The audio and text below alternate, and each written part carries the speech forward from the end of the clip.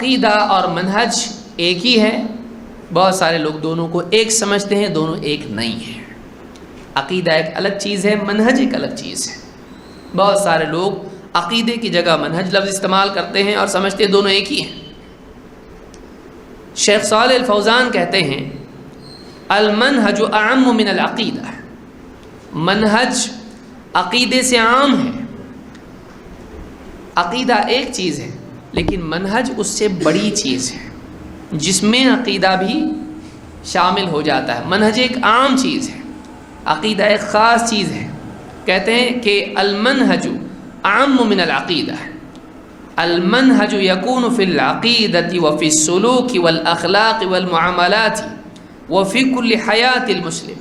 کہتے ہیں کہ منہج عقیدے میں بھی ہوتا ہے، سلوک میں بھی ہوتا ہے، اور اخلاق میں بھی ہوتا ہے، معاملات میں بھی ہوتا ہے، اور مسلمان کی زندگی کے سارے معاملات میں ہوتا ہے.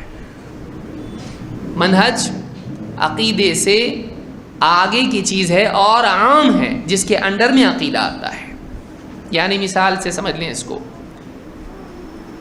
ایک انسان کا عقیدہ صحیح بھی ہو سکتا ہے، غلط بھی ہو سکتا ہے. اس کا عقیدہ کیوں بگڑا؟ اس کے منہج کے بگڑنے کی وجہ سے. اس کا عقیدہ صحیح کیوں ہے؟ اس لیے کہ اس کا منہج صحیح ہے.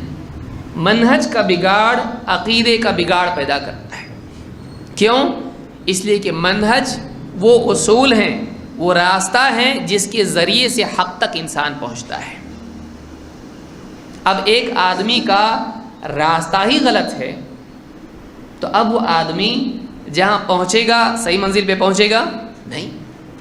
لہذا عقیدہ، احکام، اخلاق، سلوک، معاملات، ان سب میں منہج ہوتا ہے. اگر آدمی کا منہج صحیح ہو تو آدمی کے اخلاق صحیح ہوں گے، اگر منہج غلط ہے تو اخلاق بھی غلط ہے. کیوں؟ دین کو سمجھنا کیسے، اس کے لیے منہج ضروری ہے.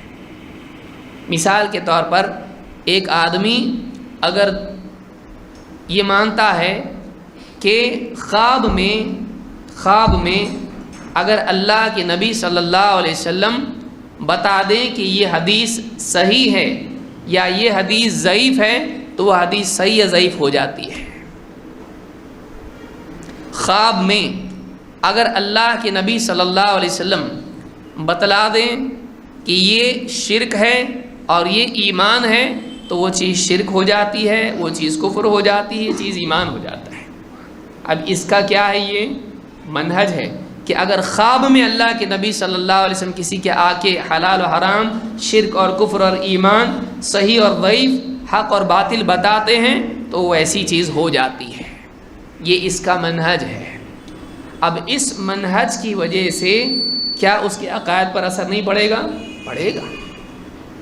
کوئی چیز ہو سکتا ہے قرآن و سنت کی روشنی میں شرک ہو، درگاہ پہ جا کے سجدہ کرنا، قبر پر جا کر سجدہ کرنا، یہ شرک ہے.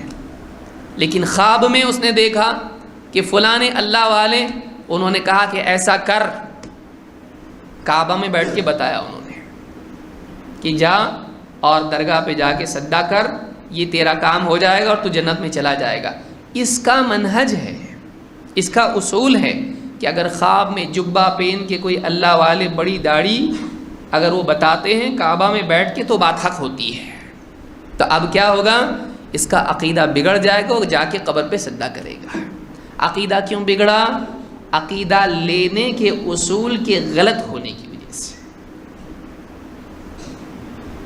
ایک انسان کا اگر اصول غلط ہو، اس اصول کا اثر عقیدے پہ پڑے گا. کوئی آدمی اگر اس کا اصول، اس کا منہج یہ ہے کہ اگر میرا دل ایک چیز پر مطمئن ہو جائے اور اس میں مجھ کو فائدہ ہو جائے، تو جس چیز سے فائدہ ہوتا ہے وہ باطل کیسے ہو سکتی ہے؟ اب وہ آدمی گیا درگاہ کے اوپر اور اولاد مانگی اور اولاد ملی، دیا اللہ نے، لیکن اس کا منہج غلط ہے کہ اگر ایک چیز سے فائدہ ہوتا ہے تو وہ غلط نہیں ہو سکتی ہے. یہ کیا ہے؟ اس کا منہج، اس کا اصول ہے.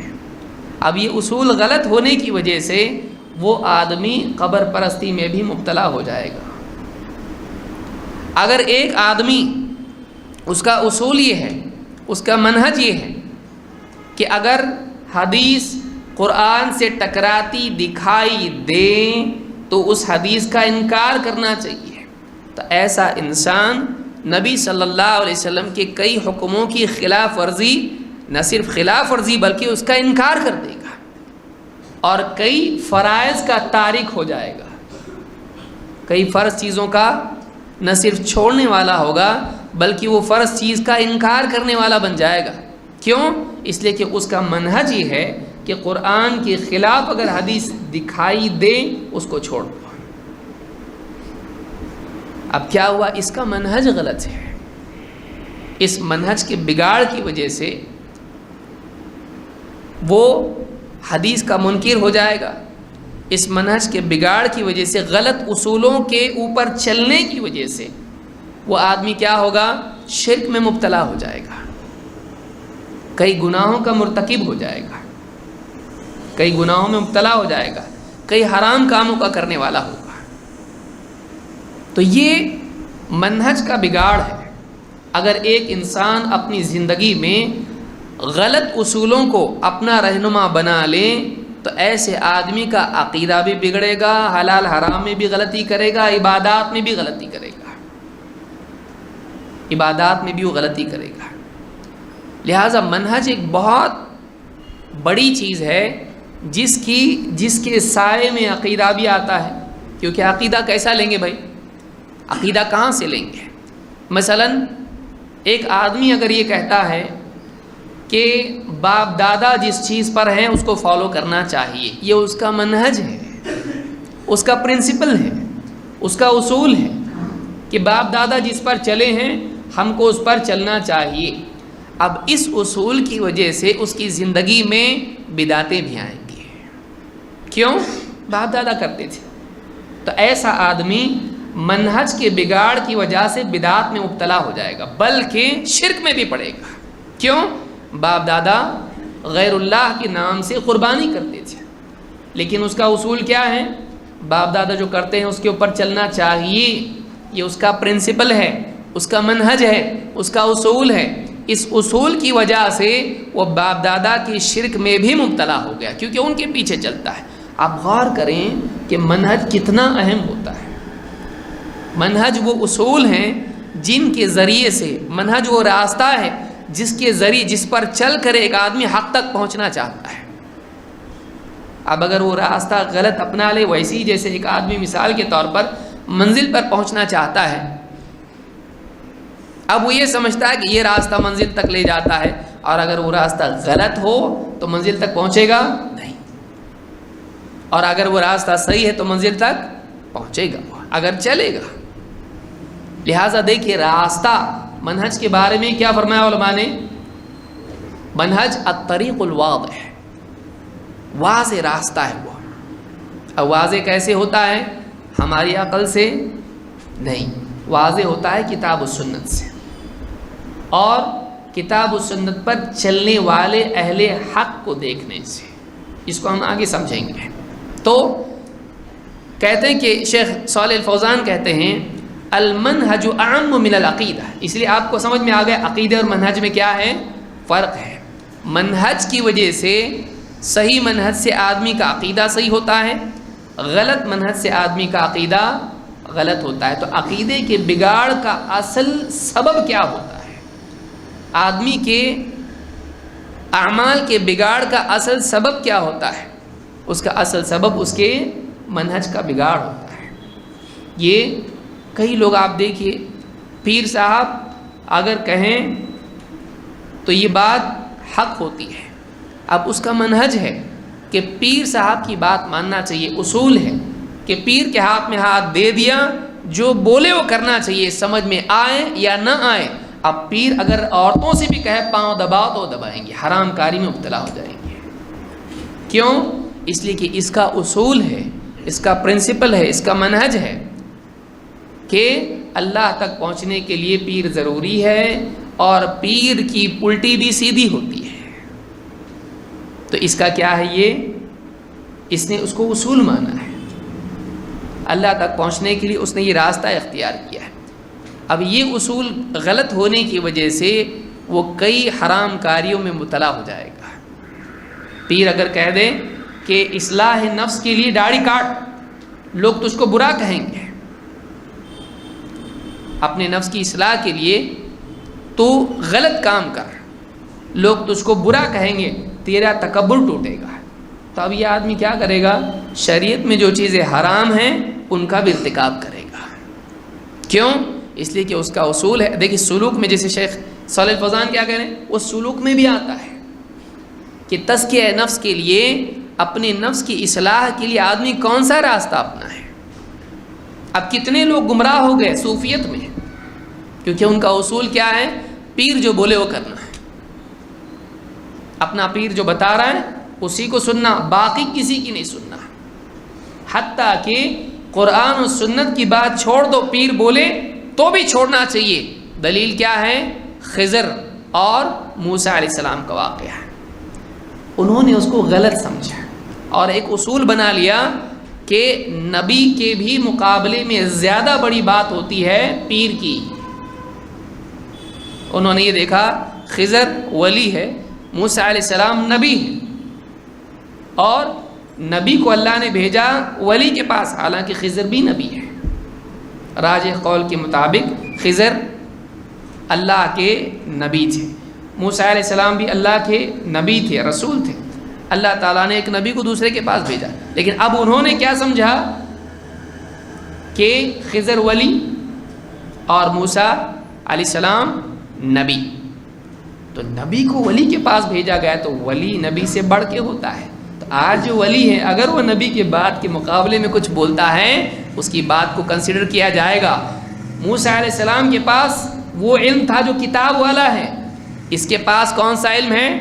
دل والا علم ہے، علم لدنی۔ یہ علم لدنی ہے، یہ سیکرٹ نالج ہے۔ اب اس کی فوقیت ہے نبوی علم پر، اسی لیے جو حدیث پڑھ رہے ہیں، جو قرآن کی تفسیر پڑھ رہے ہیں، ان سے بڑھ کے وہ علم ہے جو پیر صاحب کے پاس ہے۔ تو پیر اگر کچھ بولتا ہے اس کو زیادہ کنسیڈر کریں گے، اس لیے کہ وہ اور اوپر کی بات بول رہا ہے۔ موسیٰ علیہ السلام کو نہیں سمجھا تو پھر ہم کو کیسے سمجھے گا بھائی؟ تو اب انہوں نے کیا کر لیا، یہ اصول بنا۔ اب دیکھیے اس کی زد میں پورا دین آدمی کا آ جاتا ہے، حلال حرام سنت بدعت، حتیٰ کہ ایمان شرک اور کفر سب آ جاتا ہے۔ اب جو پیر بولے، کیونکہ اس کا منہج غلط ہے۔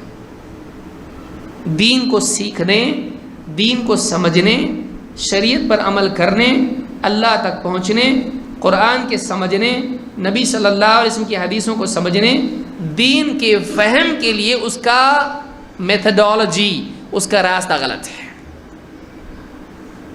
اب جیسے چشمہ ہوتا ہے، آدمی جس رنگ کا چشمہ پہنے گا چیزیں ساری اسی رنگ کی دکھائی دیں گی۔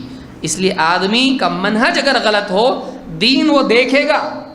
بھائی چشمہ ہے، پار دکھ رہا ہے نا، آدمی بیٹھا ہے لیکن وہ سفید قمیض پہن کے بیٹھا ہوا ہے، اس کو کیا دکھ رہا ہے؟ ہرا۔ کیوں؟ چشمہ ہرا ہے، اس کا شیشہ، اس کی گلاس ہری ہے۔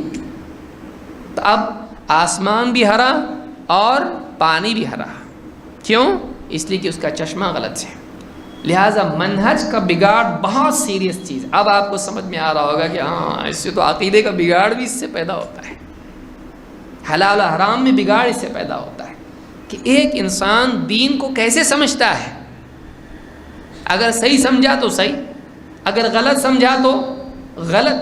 اب صحیح سمجھنا اور غلط سمجھنا کیسے معلوم پڑے گا؟ یہ منہج ہے کہ آدمی دین کو کیسے سمجھے، کیسے قرآن و سنت کو سمجھے، کیسے دین پر چلیں، عقائد کون سے اپنائیں، حلال و حرام میں کیا اصول ہیں، عبادات کے کیا اصول ہیں، اپنے نفس کی اصلاح کے لیے، اخلاق پیدا کرنے کے لیے آداب میں کیا اصول ہیں۔ یہ سارا معاملہ کس سے جڑا ہوا ہے؟ منہج۔ یہ منہج ان ساری چیزوں کو چھت کی طرح ہے، یہ ساری چیزیں اس کے انڈر میں آتی ہیں، عقیدہ اس کے انڈر میں آتا ہے، حلال و حرام اور معاملات، تجارت، عبادات اور ساری چیزیں اس کے ضمن میں آتی ہیں۔ دین کے 3 بڑے شعبے ہیں۔ کیا ہیں؟ عقائد، احکام اور تزکیہ نفس. تینوں چیزیں یہ منہج کے ضمن میں آتی ہیں. منہج ان تینوں چیزوں میں ہوتا ہے. اور آج دیکھیے